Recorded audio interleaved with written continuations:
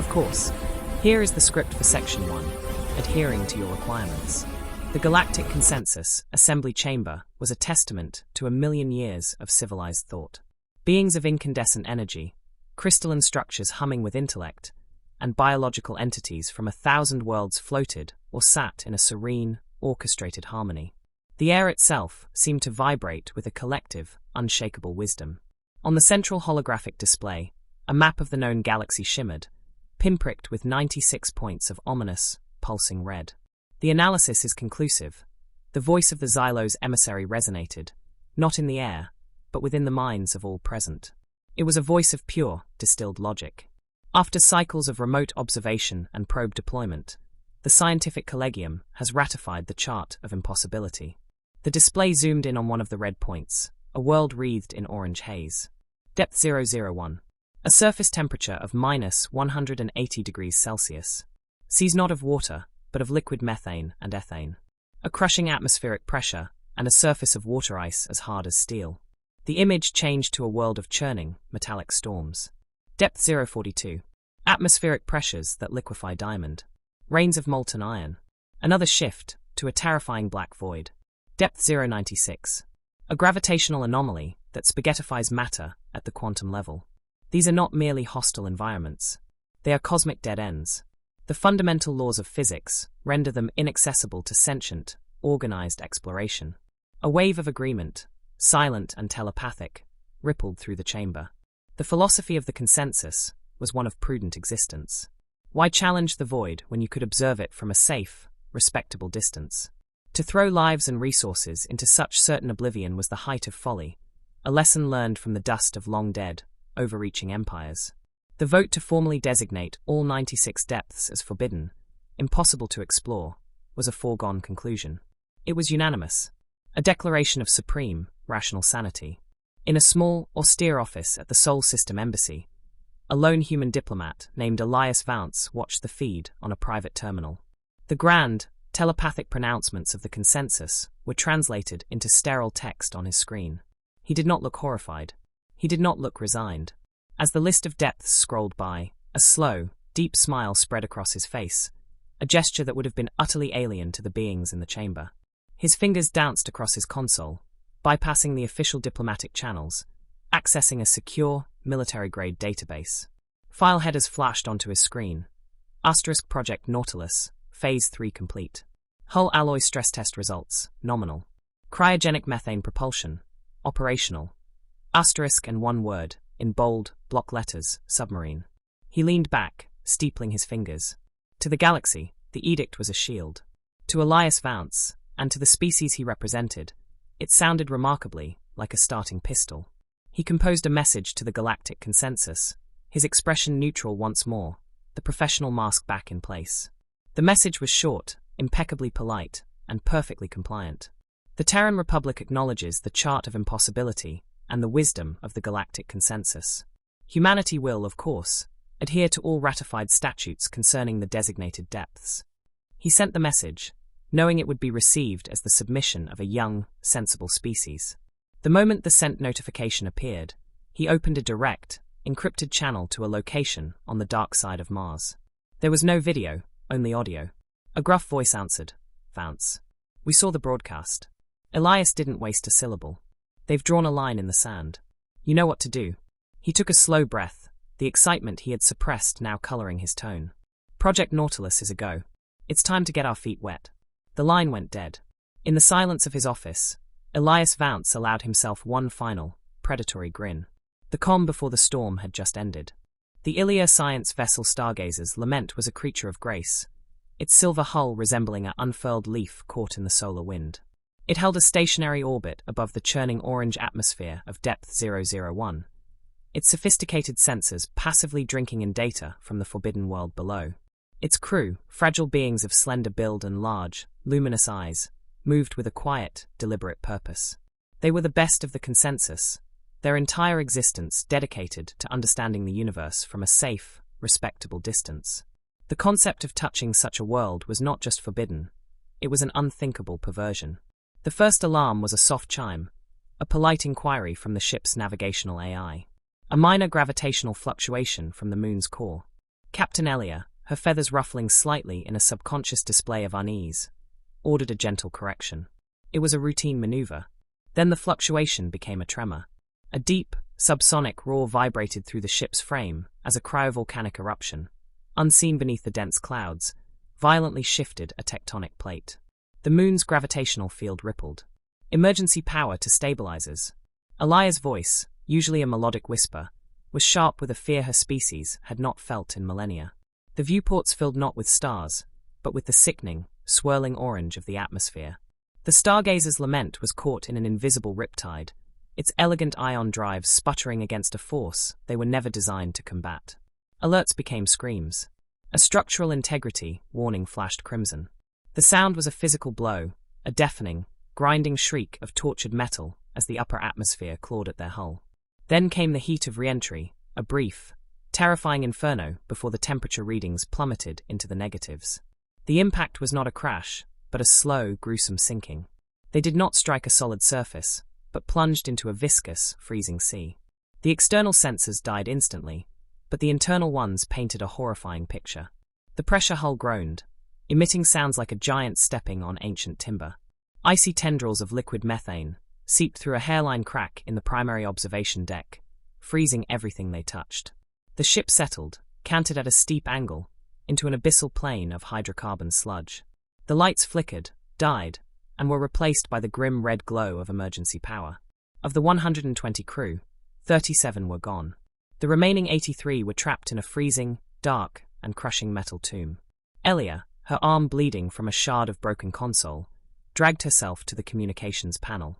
Her breath misted in the rapidly freezing air. She input the override code for a Priority 1 distress beacon, her thin fingers trembling. Mayday, mayday, mayday. This is the Ilia vessel Stargazer's lament. We have suffered catastrophic atmospheric entry and have impacted the surface of depth 001. We are submerged.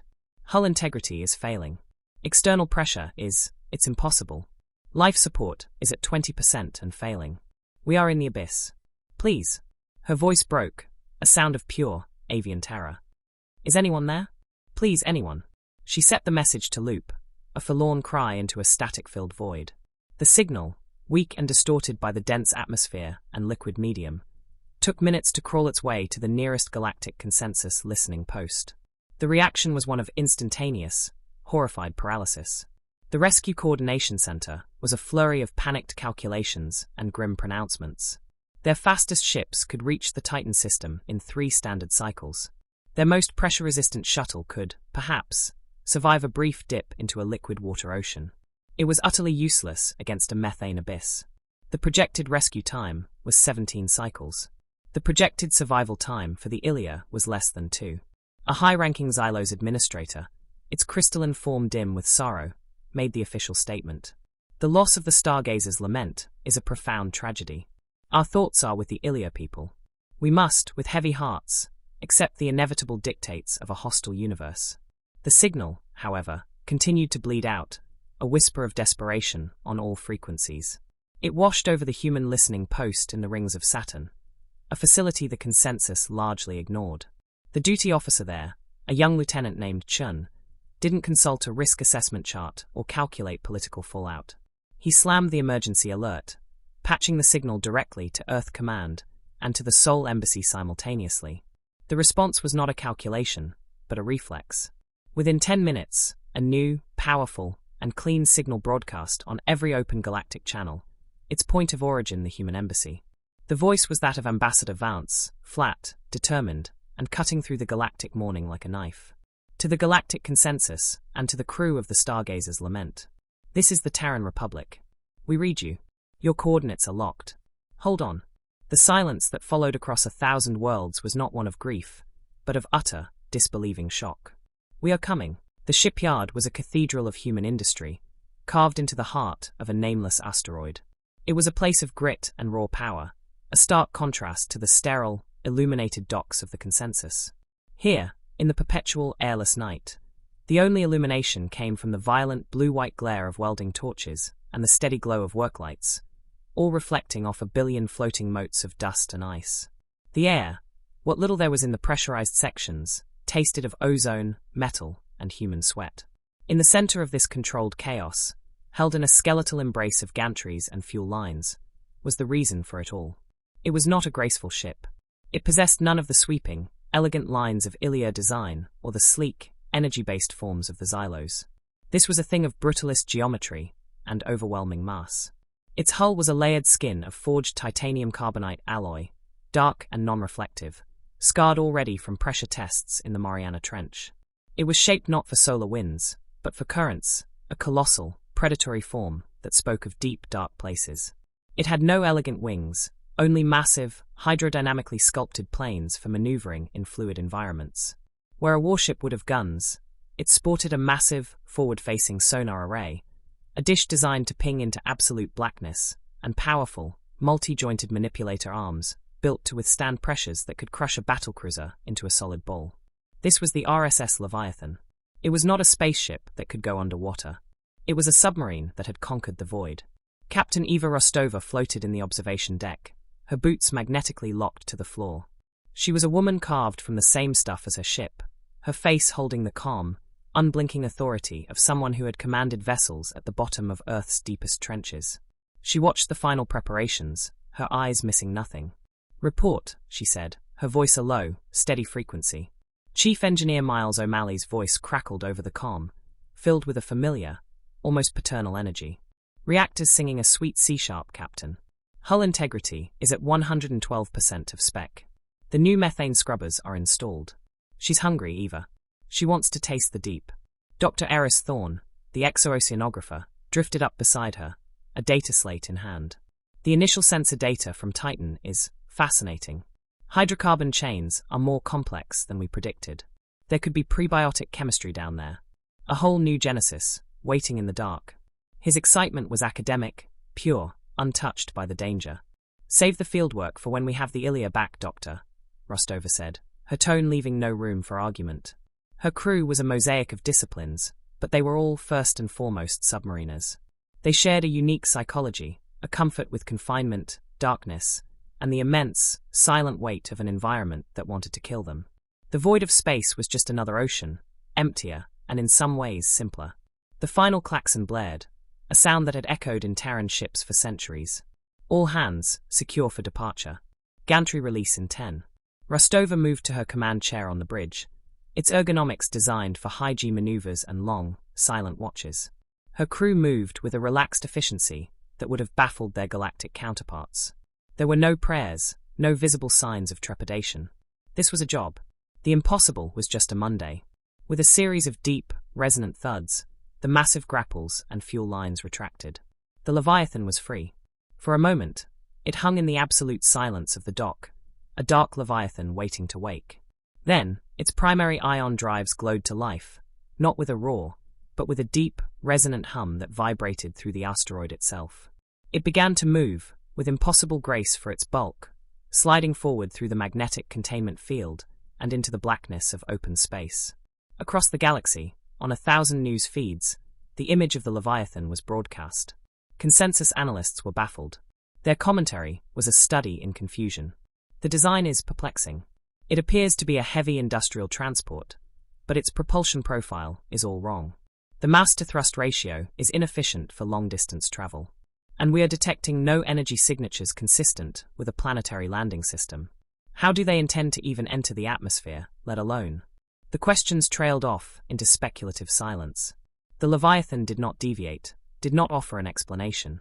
It simply turned its blunt nose toward the ringed jewel of Saturn and the tiny, orange moon waiting in its embrace. Its course was a straight, unwavering line, a bullet aimed at the heart of the impossible.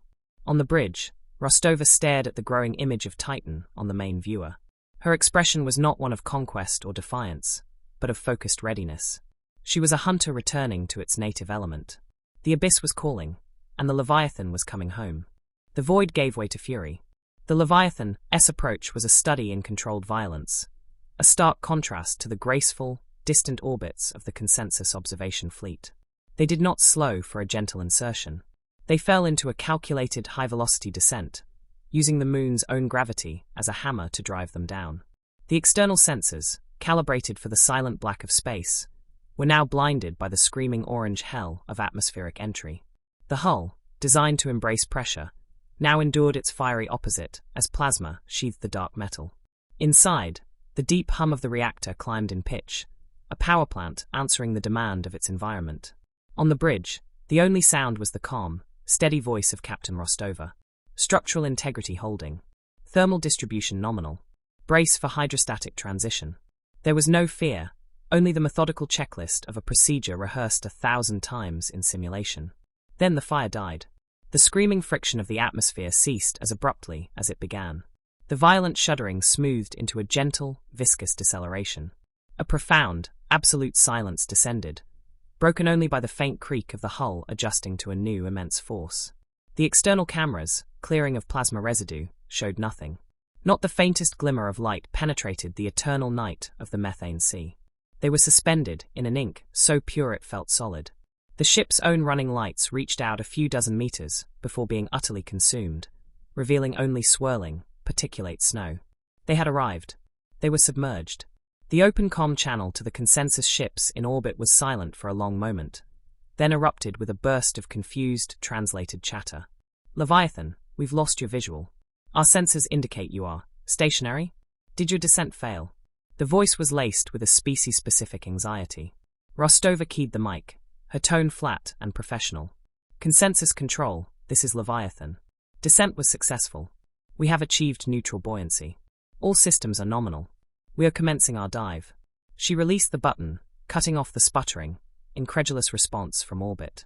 On the bridge, Chief O'Malley let out a low chuckle. They thought we crashed. Dr. Thorne was already engrossed in the sensor data. Fascinating. The density gradient is steeper than our models predicted. And the chemical composition. Captain, we're looking at a primordial soup of organics down here. This is a laboratory beyond our wildest dreams. Focus, Doctor, Rostova said, her eyes fixed on the tactical sonar display. The stargazers lament first. Science later. The sonar operator sent out the first active ping. The sound, a low thrum that vibrated through the ship, was a violation of the deep silence. It echoed out into the black, returning moments later with a faint, distorted outline of the seabed far below. It was a map of nothing, a vast, empty plain. The distress signal was their only guide, a faint, repeating whisper of digital agony buried in the acoustic noise. They began to descend further, the pressure gauge on the main display climbing steadily. The number was already an order of magnitude beyond what any galactic ship could survive. On the bridge, it was just a number. The environment itself began to test them. Not with monsters, but with physics. A sudden, powerful current, a river of dense hydrocarbons within the sea, slammed into the port side, pushing the million-ton vessel off course. Rostova didn't flinch. Compensate. Bow planes 10 degrees. Use it. The helmsman responded, and the Leviathan turned into the current, riding the invisible force like a surfer. Then came the ice. Not floating bergs, but massive, jagged upwellings of methane clathrate, forming treacherous, underwater mountain ranges. The sonar painted them in stark relief, and the Leviathan navigated the labyrinthine passes with a delicate touch that belied its immense size. To the listening galaxy, every comm report from the bridge was a miracle. To the crew, it was Tuesday. They were not fighting the abyss. They were negotiating with it. The real hunt for the wreck, and the true weight of the depth, was still to come. The Leviathan was a silent hunter. Its active sonar pings the only sound it offered to the void. Each return pulse painted a more detailed, and more disheartening, map of the seabed. The stargazer's lament's homing signal was a ghost, its source coordinates shifting as the wreck presumably settled deeper into the ooze. The pressure reading on the main display was now a figure that would have been dismissed as a sensor error by any consensus engineer. Inside the ship, it was met with professional nods. Chief O'Malley monitored the hull stress, his fingers tapping a rhythm on his console. She's humming, Captain. A happy sound. Likes it down here. It was the sonar operator who broke the routine. Contact. Her voice was sharp, cutting through the bridge's focused silence. Bearing 270, range 1,000 meters and closing. It's big. Very big. Biological. The main screen lit up with the raw sonar data. It wasn't a crisp outline, but a massive, amorphous blob of return sound, moving with a slow, powerful undulation. It was circling them. Dr. Thorne leaned forward, his scientific curiosity instantly overriding any alarm. Fascinating. A macroorganism. In this environment, Its metabolism must be based on chemosynthesis, perhaps feeding on the vent plumes we detected. Look at the size of it. The creature, as if sensing their scrutiny, altered its course. It moved closer, its speed increasing. The sonar return resolved slightly, hinting at a long, serpentine body and multiple, powerful flukes. Then, a new sound filtered through the hull, a sound that made every member of the human crew freeze. It was a chirp, complex and modulated, layered with clicks and a low, resonant hum. It was an answer to their sonar ping. Was that language? The helmsman whispered. It's echolocation, Thorne corrected, his voice trembling with excitement. And it's sophisticated. It's not just mapping us, it's analyzing our composition, our density. It's trying to figure out what we are. The creature chirped again, this time a shorter, more questioning tone. It was now only 500 meters away, a leviathan assessing arrival. The atmosphere on the bridge grew taut. This was not a pre-programmed environmental hazard.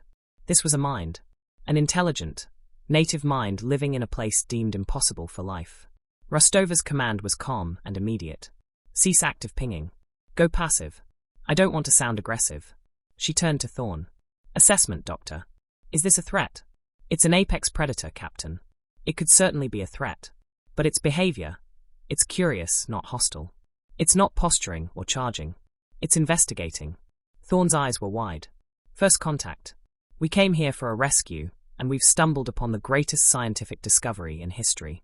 The creature let out another series of rapid clicks, which were followed by a long, low-frequency hum that vibrated through the Leviathan's hull, a sensation felt in the bones of the crew. It was a sound that conveyed size, age, and a profound, alien calm. It was the sound of the abyss itself speaking. Rostova made a decision. O'Malley, replay that last sequence of its clicks. Filter out our engine noise. Send it back at the same frequency and amplitude. No enhancements. Just an echo. The chief worked his console.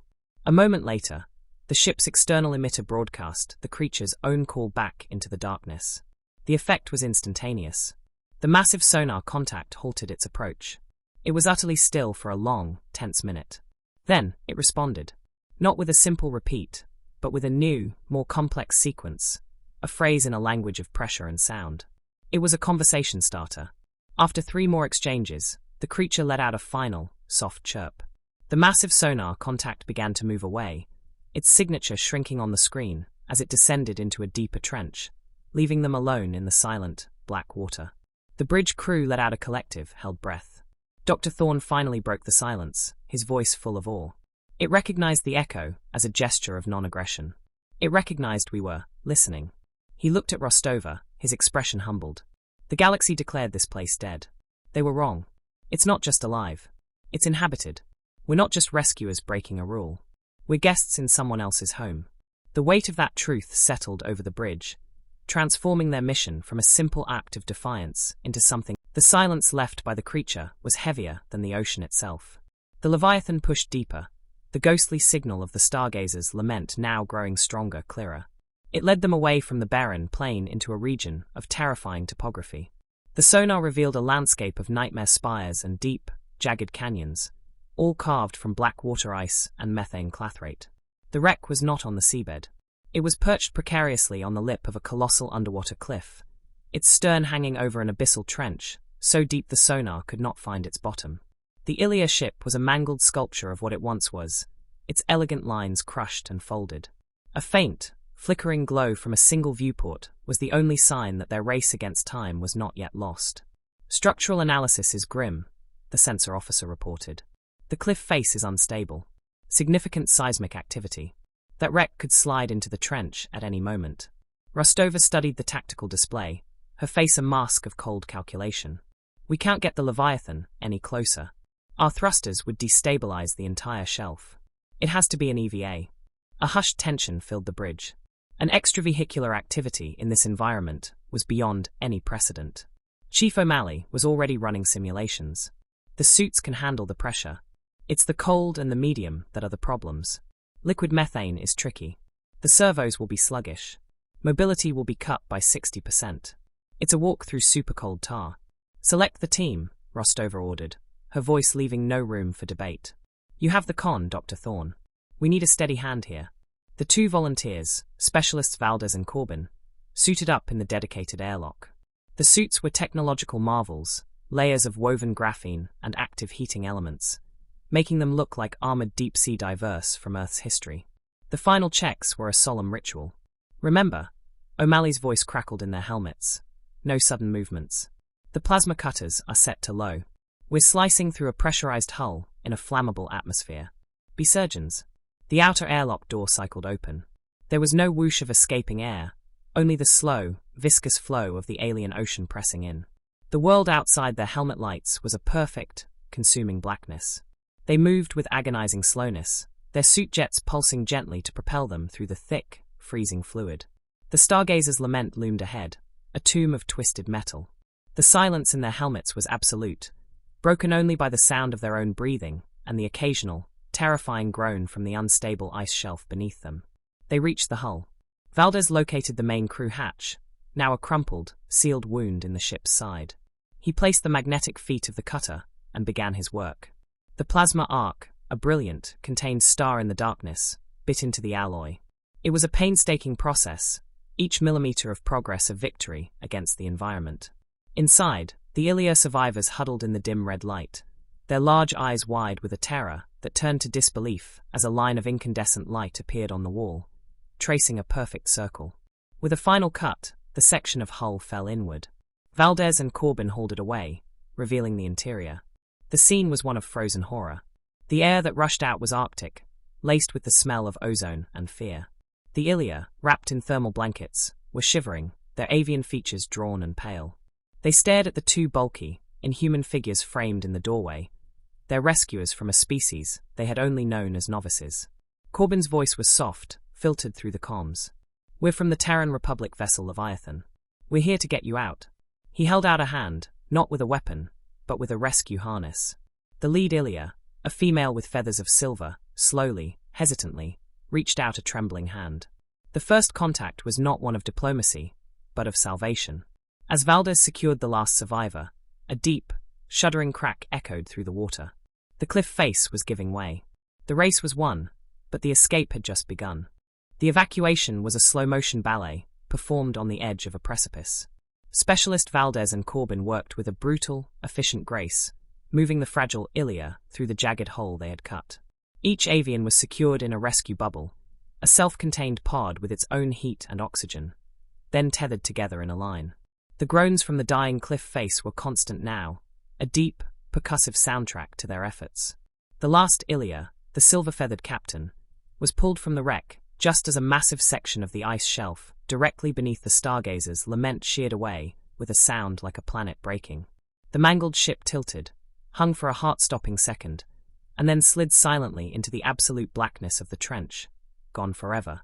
The line of rescue bubbles, hauled by the suited figures, began the slow, arduous journey back to the Leviathan-esque waiting airlock.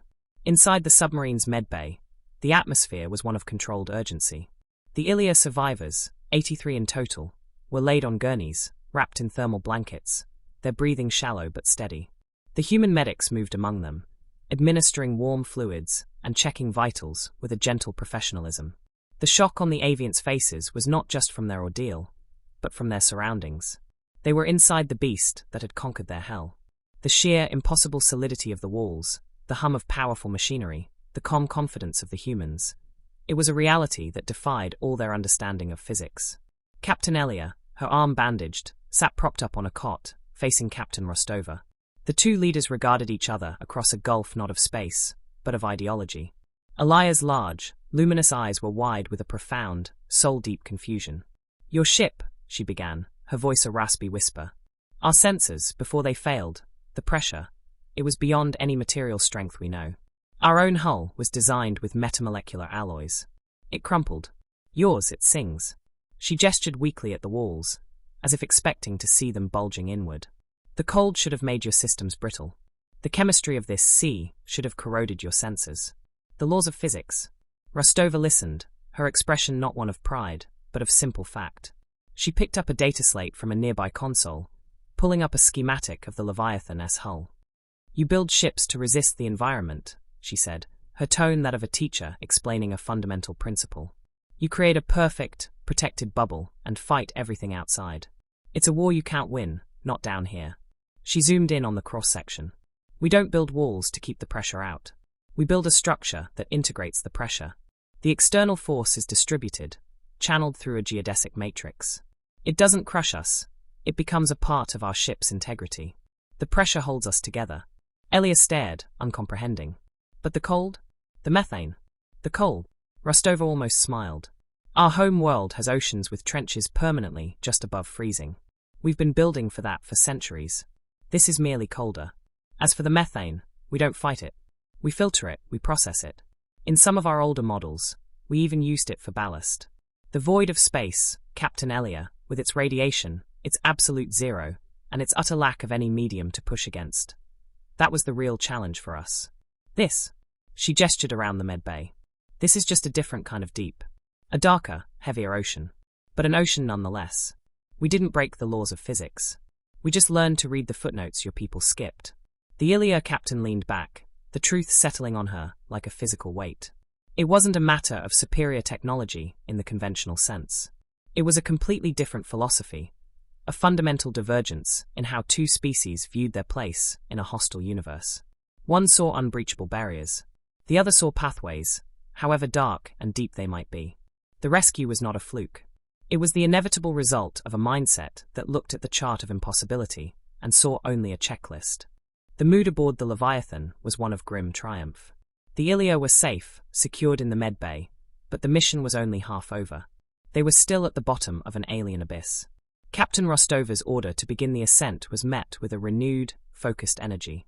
The massive vessel, now heavier with its 83 guests, tilted its nose upward. The powerful thrusters engaged, pushing against the incredible weight of the methane ocean.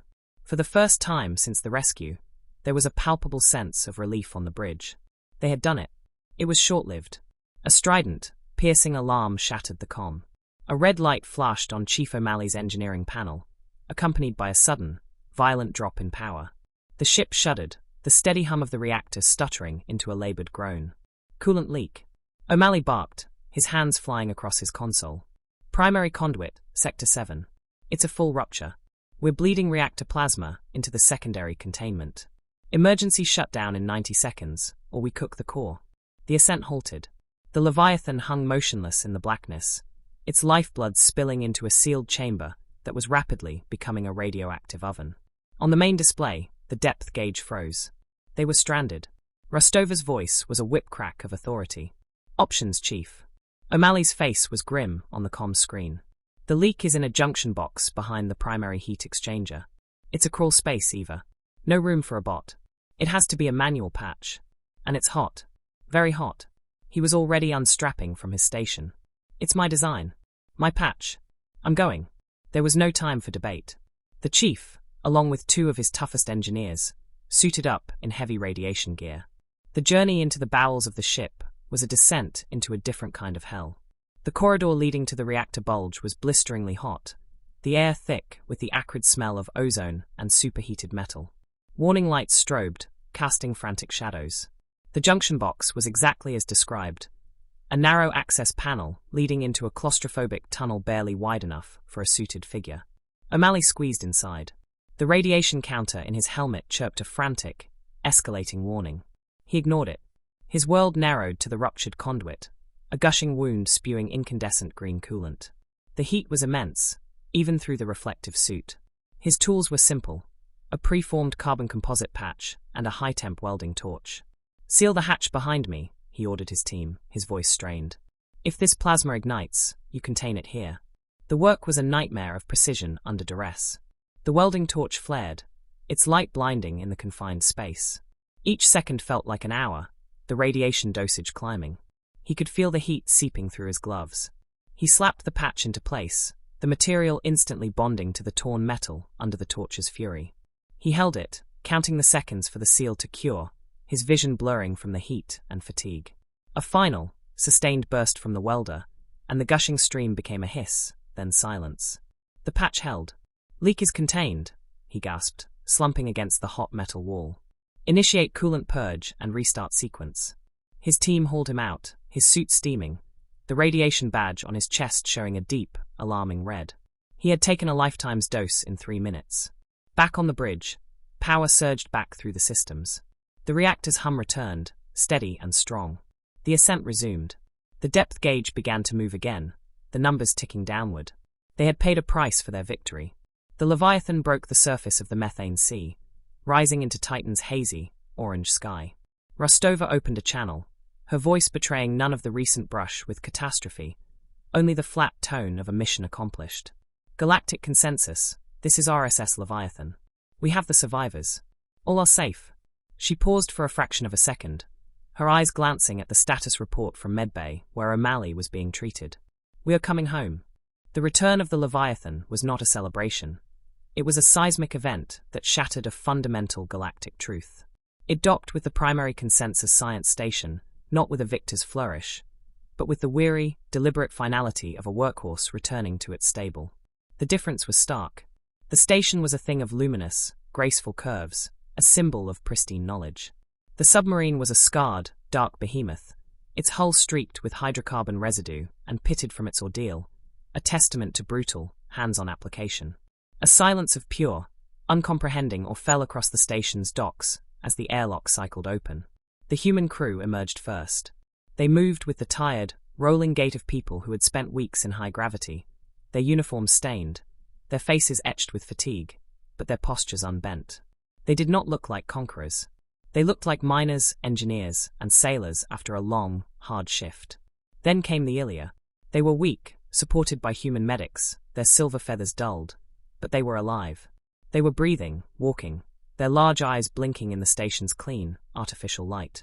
Their emergence from the belly of the human machine was a sight more powerful than any weapon test or technological demonstration. It was a miracle, rendered in flesh and blood, and it was utterly mundanely real. The silence broke into a wave of translated gasps, chirps, and hums from the thousands of gathered species watching on screens and from observation decks. The official debriefing was a formality that felt like a religious ceremony. Captain Elia of the Stargazer's Lament stood before the assembled Galactic Council. She was frail, but her voice was clear, carrying a weight of hard-earned truth. She did not speak of human bravery as an abstract concept. She spoke of the Leviathan's hull, which had not resisted the pressure, but had sung with it. She described the calm of the human crew in the absolute blackness, a calm that was not the absence of fear, but the presence of absolute competence. And she told them of the creature, the native intelligence of the depth, a fact the consensus's own remote sensors had never even hinted at. They did not defy the laws of nature, she concluded, her gaze sweeping over the stunned council. They demonstrated that our understanding of those laws was incomplete. We saw a prison. They saw an ocean. And they are the only ones among us who know how to swim. The galactic reaction was a paradigm shifting in real time. The chart of impossibility was not repealed. It was rendered irrelevant. It became a document of historical interest, a reminder of a former, more limited way of thinking. Humanity's status was irrevocably altered. They were no longer the youngers, the novices. News feeds across 1,000 worlds coined new titles. The abyssal species, the depth divers, the impossible engineers. They were the ones you called when the universe presented you with a door it had declared permanently locked. Diplomatic requests, once polite inquiries, became urgent solicitations. Trade agreements were rewritten, not out of pity for a fledgling race, but out of a desperate need for their unique, terrifyingly practical expertise. In a quiet observation lounge overlooking the dock where the Leviathan sat being serviced, Captain Rostova and her senior crew shared a moment of peace. They did not celebrate. They simply existed together in a comfortable silence, watching the efficient, insect-like movements of the automated drones already scrubbing the Titan stain from their ship's hull. They drank a dark, bitter coffee from simple metal mugs. There were no speeches. Rostova simply raised her mug. "To the deep," she said, her voice quiet. The others raised theirs in response, a simple, unspoken understanding passing between them. They had looked into the heart of the impossible, and had found it was just another place to work.